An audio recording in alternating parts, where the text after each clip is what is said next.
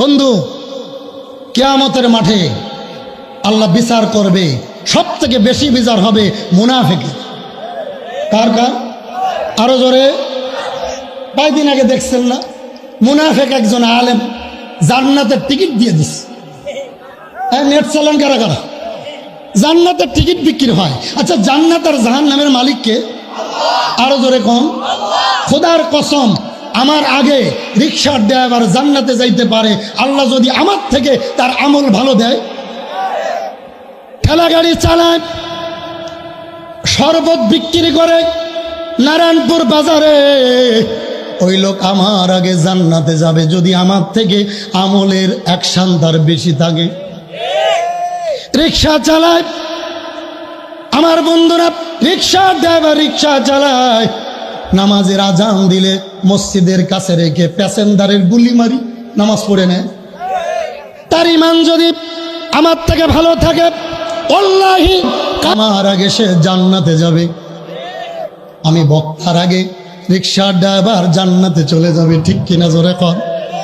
অতএব এই দুনিয়ায় বেশি দিন থাকার জায়গা নয়। কথা কন না কেন? থাকবেন। আচ্ছা, একজন দাঁড়ায় বলেন তো, আজরাইল আমার আত্মীয় লাগে, আমি মরতাম না? আছে কেউ? আজরাইল আত্মীয় লাগে? খালাতো ভাই, ফুফাতো ভাই, মামাতো ভাই, দুলা ভাই লাগে? হ্যাঁ, মউত এমন একটা জিনিস, যেদিন আজরাইল আসবে কেউ থাকতে পারবে? বলেন, কেউ থাকতে পারবে না। আজরাইল আসার সাথে সাথে টুসকল ফুস মারা যাবে, ঠিক কিনা জোরে কন। কিন্তু আল্লাহ রব্বুল আলামিন আমাদের জন্য মেসেজ দিয়েছে। কি মেসেজ?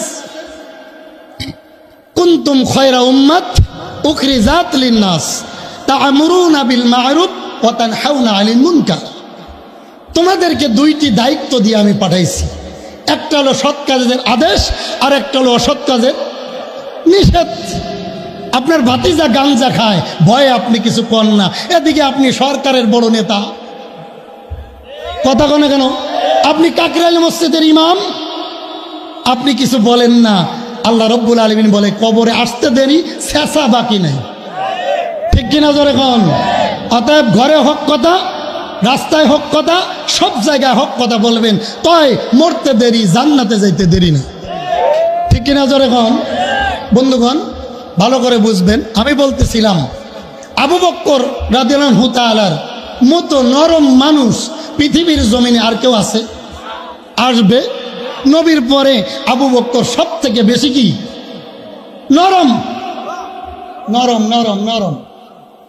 তো আবু বকর রাদিয়াল্লাহু তাআলা রাস্তা দিয়ে যাচ্ছে, মনোযোগ আছে। ফিনহাস একজন ইহুদি যুবক নবীজিরে গালিগালাজ করতে করতে রাস্তা দিয়ে যাচ্ছে। আবু বকর রাদিয়াল্লাহু তাআলা তার নিজের জীবন থেকে আমার রসুলকে বেশি ভালোবাসতেন, ঠিক কিনা জোরে কন। নিজের জীবন থেকে কাকে বেশি ভালোবাসতেন? জোরে বলেন, কাকে? নবীজিকে। আবু বকর রাদিয়াল্লাহু তাআলা এভাবে হাতাটা গুছাইয়া দিছে একটা সর, জীবনে কারোরে মারে নাই, এই জীবনে প্রথম। ফিনহাস কান ফেটে গেছে, রক্ত ফিনকি দিয়ে বাইর হয়েছে, কানটা ধরে নিয়ে দৌড় দিয়ে নবীজির দরবারে ডাক দিয়ে বলে, নবী গো, দেখেন আপনার আবু বকর আমার কানের তালা ফাটাই দিস। আল্লাহু আকবার। আরো জোরে। মজা পাচ্ছি না। যুবকরা একটু ভিতরে আস, আজকে ফজর পর্যন্ত ওয়াজ চলবে। কারা থাকবেন? হাত তোলেন। আল্লাহর কসম আমি থাকতাম না, আপনারা থাকেন। ওয়াজআলনা নাওমাকুম সুবাতা, ঘুমও একটা ইবাদত। কথা কন না কেন? নবীজির কাছে বলে, ইয়া রাসূলুল্লাহ, ইয়া হাবিবাল্লাহ, আবু বকর দেখেন আমার কানের তালা ফেরাই দিছে। আমার নবীজি ডাক দিয়ে বলে, না, তুমি ভুল দেখেছ, এই কাজ আবু বকরের দ্বারাই হয় নাই, এই কাজটা করলে আমার ওমর করতে পারে, ঠিক কিনা? ডাক দিয়ে বলে, না গো নবী, এই কাজ করেছে, এই কাজ করেছে আবু বকর, আমি নিজে দেখেছি। মুহূর্তের ভিতর আবু বকর দৌড়ায় নবীজির কাছে হাজির। থর থর করে কাঁপতেছেন।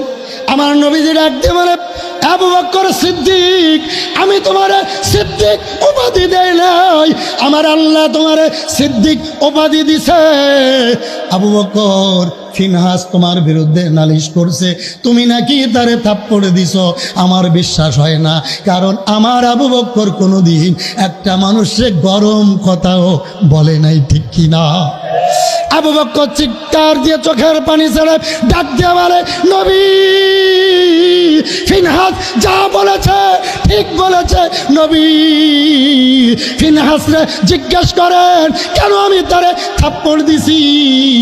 নবীজি, আমি রাস্তা দিয়ে আসতেছিলাম, আপনি তো জানেন গো, আমার জীবন থেকে আমার রসুলকে বেশি ভালোবাসি।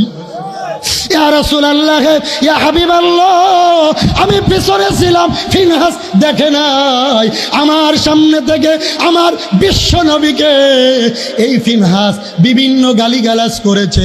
নবীজি, আমি সইতে পারি নাই, আমার যত শক্তি ছিল একটা থাপ্পড় মারছি, তার কানের তালা যে ফেটে যাবে আমি জানতাম না, আমি জানতাম না। আমার নবীজি মৃদু হেসে বলে, ফিনহাস, ফিনহাস রে, কেন তুমি আমারে গালিগালাজ করলা? ফিনহাস ডাক দিয়ে বলে, ইয়া রাসূলুল্লাহ, আমার রক্ত যায় আর আপনি যে হাসেন, আপনি কি বিচার করবেন না? আমার নবী চিৎকার দিয়ে বলে, ফিনহাস, ওয়াল্লাহি কাবার কসম, এই থাপ্পড় আমার আবু বকর দেয় নাই, এই থাপ্পড় দিছে আমার আবু বকরের ঈমানের থাপ্পড়। তুমি যে এখনো বেঁচে আছো